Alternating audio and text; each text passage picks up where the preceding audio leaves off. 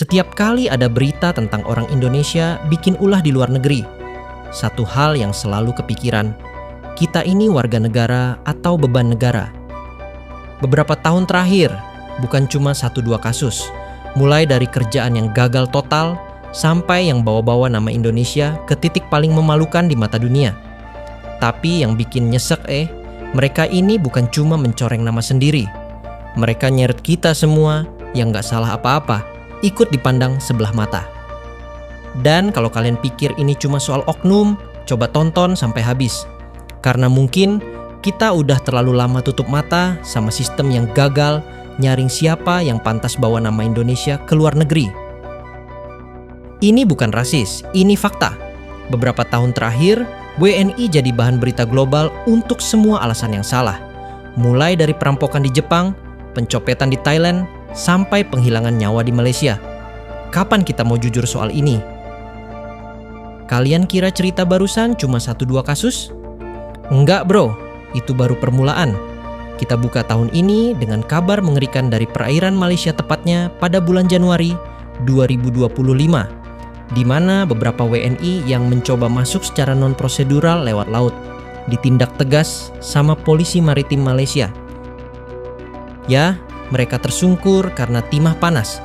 Bukan cuma ditangkap, tapi dihukum kayak kriminal kelas berat. Padahal yang mereka bawa cuma mimpi sederhana. Pengen kerja, pengen hidup lebih baik. Tapi di mata hukum negara orang, kalian jadi ancaman, bukan manusia. Dan kalau kita sadar itu adalah satu konsekuensi yang sangat tidak diharapkan oleh semua pihak. Ya, di satu sisi penegak hukum bertindak tegas, dan pasti ada alasan yang cukup kuat ketika scene ala Hollywood ini terjadi di perairan Malaysia. Dan di satu sisi ada beberapa orang yang terbius oleh janji, mimpi cepat kaya tanpa diberitahu konsekuensinya. Awal tahun ini, Polisi Laut Malaysia melakukan tindakan tegas terhadap beberapa WNI yang nyelonong lewat jalur non-prosedural. Tragis, jelas. Tapi yang lebih nyakitin, itu bukan bikin kapok, malah makin banyak yang coba. Dan tahu nggak? Ini udah kayak versi Asia Tenggara dari Darien Gap, jalur maut lintas negara buat orang-orang yang udah kehilangan harapan di tanah sendiri. Bedanya, kalau di Kolombia orang nyebrang hutan, di kita nyebrang laut pakai perahu reyot. Tapi tujuan mereka sama, kabur dari kemiskinan, meskipun artinya nyawa jadi taruhan. Dan mari kita lihat realitanya. Jalur tidak resmi Indonesia-Malaysia sekarang lebih ramai dari terminal bus Pulau Gadung. Lalu, kenapa kita terus mengulang sejarah memalukan yang sama? Sebenarnya, ini bukan migrasi, ini human trafficking berkedok cari kerja yang terus dipelihara bertahun-tahun lamanya. Data IOM, 80% TKI non-prosedural adalah korban penipuan calo. Mirip kartel Amerika Latin, bayar 5 juta, kalian bisa masuk Malaysia. Sekarang Malaysia sudah berubah jadi Texasnya Asia Tenggara. Polisi berpatroli dengan M16 seperti Border Patrol Amerika Serikat. Tindakan tegas dan kebijakan resmi diberlakukan sejak 2023. Ironinya peristiwa seperti ini tidak menghentikan arus. BNP 2 TKI catat lebih dari 23% TKI non-prosedural masuk lewat Sabah pada kuartal tahun 2024 dan 2025. Padahal 31 TKI sudah menjadi korban akan praktek non-prosedural ini sejak Januari awal tahun ini. Dan ini juga didukung dengan kultur sudah terlanjur biasa. Banyak WNI yang udah lama tinggal dan kerja di sana secara non-prosedural, lalu menarik kerabat atau teman dari kampung buat ikut. Jadi semacam jalur warisan informal. Masalahnya, di Indonesia, banyak hal buruk yang udah terlanjur dianggap biasa. Bukan cuma masalah besar yang masuk berita, tapi juga kebiasaan sehari-hari yang diam-diam membentuk mental kita. Kebiasaan ini kecil, tapi lama-lama jadi racun. Racun yang tanpa sadar kita bawa sampai ke negeri orang. Contohnya jelas, sekelas pejabat daerah aja bisa menormalisasi korupsi turun-temurun. Dari mulai minta tanda tangan RT yang harus bayar, sampai jalan belakang buat dapat bansos. Karena mereka merasa bahwa dari dulu juga aman-aman aja, jadi wajar kalau kebiasaan tahu salah tapi dinormalisasi, ikut kita bawa sampai ke negeri orang. Bedanya, di luar sana nggak ada kompromi. Begitu salah, langsung disikat. Dan Malaysia akan tetap jadi primadona karena dia mudah dijangkau, cepat menghasilkan, dan sistem di kedua negara belum cukup kuat untuk menutup semua celah. Akhirnya, pilihan jadi buruh gelap dianggap lebih realistis ketimbang menunggu jalur resmi yang berbelit. Tapi ternyata, Malaysia bukan satu-satunya panggung buat tragedi kelas pekerja Indonesia. Ganti lokasi dikit, kita loncat ke Taiwan, negeri yang katanya lebih tertib, lebih modern, dan katanya lebih beradab. Tapi kelakuan oknum TKI kita sama aja, cuman bedanya yang ini bukan soal kerja paksa, tapi hobi barbar yang udah mengakar. Jika TKI tidak resmi di Malaysia jadi masalah kebijakan, maka di Taiwan kita punya masalah lain. Preman berseragam perguruan silat yang bikin malu di negeri orang. Ini bukan insiden pertama, hanya saja sekarang kamera HP bongkar semua kekacauan mereka. Viral. Geng silat Indonesia baku hantam di stasiun kereta api Changhua. 1 tewas dan 15 dari 30 orang ditangkap oleh kepolisian setempat. Tapi tahukah kalian, ini cuma puncak gunung es dari budaya kaburan dan kekerasan yang jadi penyakit kronis TKI Taiwan. Tahun 2023, Taiwan dihebohkan sama berita tawuran antar dua kubu perguruan silat asal Indonesia. Lokasinya? Di depan stasiun Changhua. Korbannya? 1 nyawa melayang. Dan yang bikin miris, ini bukan kejadian pertama. Udah ada sejak dulu, tapi dulu nggak sempat viral aja. Sekarang kebetulan ada kamera, ada internet, ada media sosial. Akhirnya dunia ngelihat kebodohan kita yang selama ini cuma jadi cerita bisik-bisik di kalangan PMI. Nggak semua TKI di Taiwan norak, tapi segelintir yang norak berhasil ngancurin citra ribuan yang kerja serius. Tawuran cuma karena ego perguruan, saling sindir di TikTok, atau urusan perempuan. Hasilnya, 1 tewas, ratusan citra hancur, dan nama Indonesia kembali dicoret di daftar pekerja teladan. Dan ini bukan cuma soal silat atau kekerasan, ini juga nyambung ke fenomena kaburan. Di Taiwan ada istilah khusus, TKI kaburan. Artinya mereka yang kabur dari kontrak kerja resmi, lari dari pabrik, ninggalin majikan. Bukan karena diperlakukan semena-mena, bukan karena krisis, tapi karena nggak mau potong gaji buat bayar pajak dan agensi. Mereka ngejar kebebasan semu jadi buruh liar, yang katanya bisa dapat gaji lebih gede. Tapi resikonya, jadi gelandangan legal, nggak punya perlindungan hukum. Dan ironisnya, mereka inilah yang sering muncul di berita negatif, dari narkoba, pencurian, sampai tawuran. Mungkin buat sebagian orang, jadi kaburan itu jalan pintas buat hidup lebih baik. Tapi kalau hidup lebih baik itu harus dibayar dengan nginjek citra satu bangsa, masih pantas nggak disebut pejuang devisa? Ini bukan stigmatisasi TKI, tapi pembedahan tumor ganas. Setiap kali geng silat tawuran, ribuan TKI taat hukum ikut menanggung malu. Dan masalahnya bukan cuma soal tawuran. Yang lebih dalam dan lebih menyakitkan sih adalah budaya, mentalitas lari dari tanggung jawab yang udah mendarah daging. Di Indonesia tuh, mental lari dari tanggung jawab udah kayak penyakit bawaan lahir. Dari kecil kita diajarin bukan buat nyelesain masalah, tapi buat nyari kambing hitam. Di sekolah, kalau telat ngumpulin tugas, alibinya standar. Komputernya error padahal semalam maraton drakor. Di kantor, telat masuk rapat karena macet, tapi sempet-sempetnya ngopi dulu di pinggir jalan. Pas ada proyek gagal, bukan evaluasi kerja, tapi nyalahin cuaca, nyalahin vendor, atau nyalahin komunikasi yang kurang efektif. Padahal intinya, males nyelesain masalah.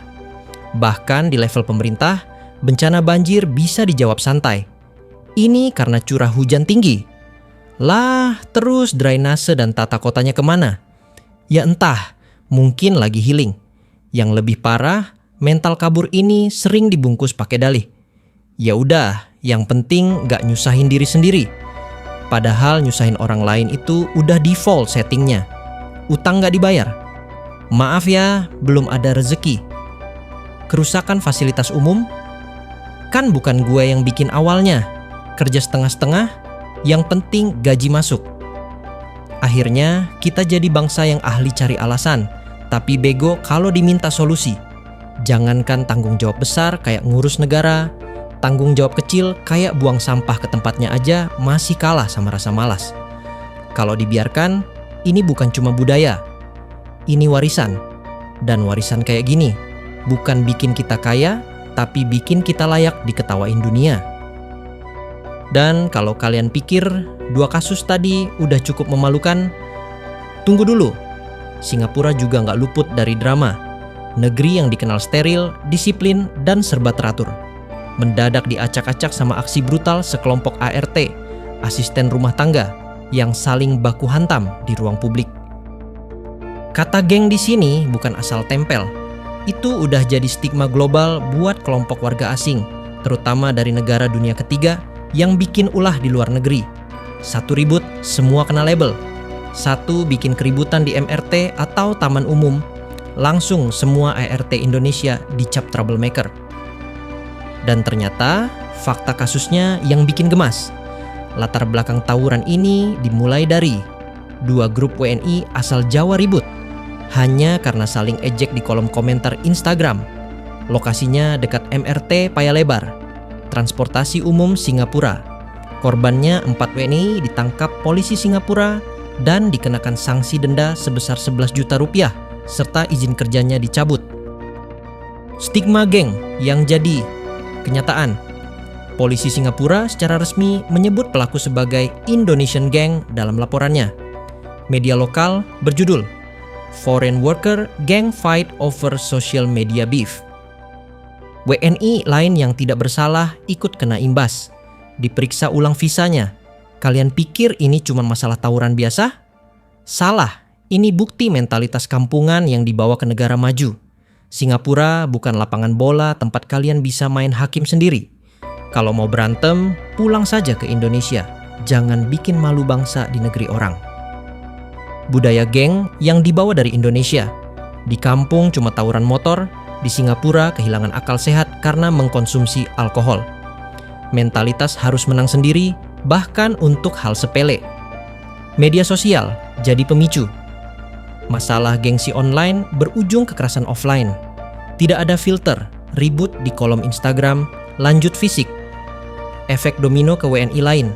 WNI baik-baik ikut dicurigai. Aturan ketat baru. WNI dilarang kumpul lebih dari 5 orang di tempat umum. Kalau di Singapura, masalahnya geng-gengan yang rusuh di fasilitas umum. Di Thailand lain lagi.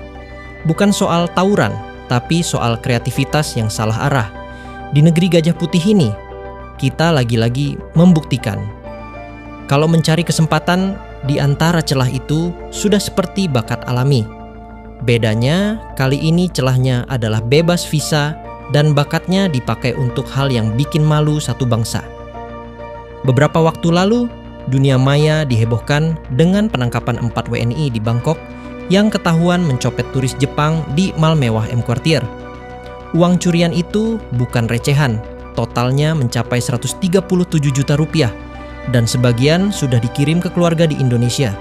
Salah satu pelaku bahkan tercatat punya 5 nama samaran dan sudah beraksi sejak tahun 1991. Akibat ulah ini, pemerintah Thailand langsung gerak cepat. Setiap WNI yang masuk ke Thailand sekarang wajib membuktikan punya dana minimal 7 juta rupiah. Sebuah tamparan keras, karena sebelumnya Thailand termasuk negara yang paling ramah buat kita. Bebas visa, syarat masuk gampang, dan jadi tujuan populer untuk liburan, belanja, bahkan sekolah. Sekarang, semua itu tercoreng hanya karena ulah segelintir orang yang paham banget cara mencari celah. Yang akhirnya kena imbas bukan cuma mereka, tapi juga para wisatawan, pelajar, bahkan tenaga kerja resmi yang datang dengan niat baik. Buat kalian yang punya rencana ke Thailand, coba dicek ulang kebijakan barunya. Dan yang paling tragis, terjadi di bulan April 2024. 4 WNI. Klub malam, alkohol dan ego. Baku hantam. satu orang tewas. Buntut dari cekcok kecil yang harusnya bisa selesai dengan diam. Tapi tidak, karena di kepala mereka, menang adu jotos jauh lebih penting daripada pulang hidup-hidup. Dan yang paling mirisnya ini terjadi kepada sesama WNI yang seharusnya saling menjaga ketika jauh dari kampung halaman. Ini bukan cuma soal kriminalitas, ini soal karakter yang gagal tumbuh. Mereka udah jauh-jauh ninggalin kampung halaman. Udah rela kerja kasar, tahan kangen, hidup hemat. Tapi sayangnya satu hal yang nggak mereka bawa ke negeri orang, yaitu akal sehat. Mereka pikir jadi kuat itu harus ditunjukkan dengan otot, dengan suara keras, dengan membuktikan gua nggak bisa lo remehin.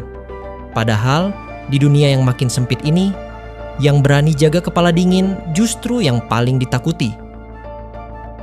Tapi mungkin aja ya, ini semua terjadi karena mereka baru pertama kali ngerasain alkohol rasa Korea. Tahu sendiri kan, beda merek, beda efek. Yang biasanya minum cu oplosan di gang sempit, sekarang nyobain soju asli, malah kesurupan ego.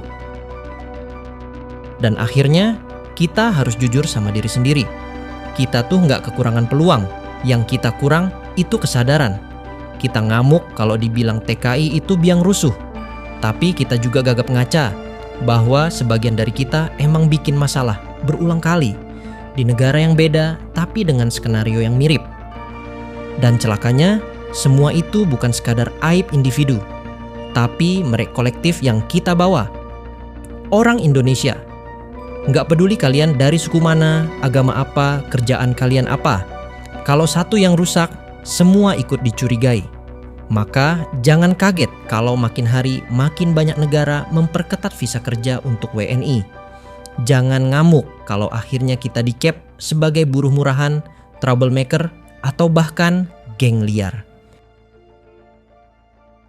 Mungkin ini hasil dari kultur. Gimana nanti aja yang udah keburu jadi DNA. Lari dari kontrak? Gampang, kabur aja, potong gaji, ribut aja. Ya ada masalah. Tawuran aja, semua solusi instan, semua gaya ngeles anak bangsa. Tapi sayangnya, hidup di luar negeri gak kenal toleransi ala kampung halaman. Satu kesalahan kecil bisa jadi deportasi. Satu masalah sepele bisa bikin negara tuan rumah ngelabelin keseluruhan dari kita sebagai ancaman. Jadi, sebelum teriak nggak adil, sebelum main tuding pemerintah atau agen penyalur, mungkin kita harus tanya dulu ke diri sendiri. Udah pantes belum kita disebut duta bangsa? Atau kita cuma penumpang gelap yang datang bawa bendera merah putih tapi kelakuan lebih mirip bajak laut? Dan kalau kita masih mau punya muka di luar negeri, masih mau buka peluang kerja buat generasi setelah kita, maka sistemnya juga harus dibenerin dari hulu ke hilir. Baru-baru ini Kementerian Ketenagakerjaan ngumumin bahwa negara-negara Eropa mulai buka pintunya lebar-lebar buat para pekerja Indonesia. Kabar baik? Iya, tapi juga alarm keras. Karena sebelum ngelepas orang ke negeri orang, saran gua saringannya harus ketat. Bukan cuma soal dokumen, bahasa, tapi soal mental, etika, dan kemampuan memahami risiko. Kita butuh sistem rekrutmen yang bukan cuma cepat dan murah, tapi juga berkualitas dan bertanggung jawab. Dan kayaknya sekarang kita harus mulai ngomong soal hilirisasi SDM. Selama ini kita ribut soal hilirisasi tambang, hilirisasi nikel, hilirisasi sawit, tapi lupa bahwa yang paling butuh dimurnikan itu otak dan karakter kita sendiri. Karena masalah terbesarnya bukan karena kita nggak tahu mana yang boleh dan nggak boleh di negeri orang, tapi karena kita nggak ngerti kenapa itu nggak boleh. Selama literasi kita cuma mentok di batas boleh atau tidak boleh, selama itu pula kita akan terus nyari loophole. Dan kita tahu sendiri, kita adalah bangsa yang jago banget nyari celah di antara kesempitan. Jadi, buat kalian yang masih muda, yang pikir kerja ke luar negeri itu jalan pintas, jadi kayak mending urungin niat. Kerja di luar negeri itu bukan jalan pintas. Sebelum kalian jadi bahan bakar baru, buat nambahin panjang daftar tragedi yang udah pernah kita pura-pura lupakan. Bukan juga soal angkat koper hari ini, besok sudah kaya raya. Prosesnya panjang, jauh lebih panjang dari yang dibayangkan. bisa berbulan-bulan bahkan bertahun-tahun, mulai dari pelatihan, dokumen resmi, hingga adaptasi di negara tujuan. Dan sebelum berangkat, mulailah belajar memahami apa saja kewajiban yang akan kalian pikul di negeri orang. Mulai dari akses ke bank lokal, potongan pajak, sampai tabungan wajib yang jadi jaminan selama masa kontrak. Jangan cuma terbuai nominal gaji besar di awal, lalu lupa kalau ada kewajiban yang mengikat. Sekarang coba tanya ke diri kalian, para calon PMI, apakah kalian pernah menanyakan ke penyalur tenaga kerja, berapa pajak yang harus saya bayar? Apakah saya bisa punya akses bank lokal? Bagaimana cara klaim asuransi kesehatan kalau saya sakit? Atau selama ini kalian cuma bertanya, berapa gaji saya per bulan? Gua pernah baca satu buku. Judulnya Revolusi Mental, terbit tahun 2014. Waktu itu sempat heboh, katanya bakal jadi panduan arah bangsa, kita diminta berubah. Cara pikirnya, cara kerjanya, cara hidupnya. Tapi 10 tahun berlalu, buku itu sekarang cuma jadi tumpukan tulisan yang makin hari makin dilupakan. Nggak pernah benar-benar hidup di sekolah, di kantor, apalagi di kebijakan negara. Kita tetap bangsa yang lebih cepat marah di TikTok daripada kritis di TPS. Yang revolusi cuma marahnya, bukan mentalnya. Dan sementara itu, masih banyak orang yang harus berkamuflase jadi turis demi bisa kerja kasar di luar negeri. Ironis, kan? Negara ngajak kita berubah, tapi kitanya malah harus kabur buat bisa hidup tetap waras dan kurang-kurangin ngeyel.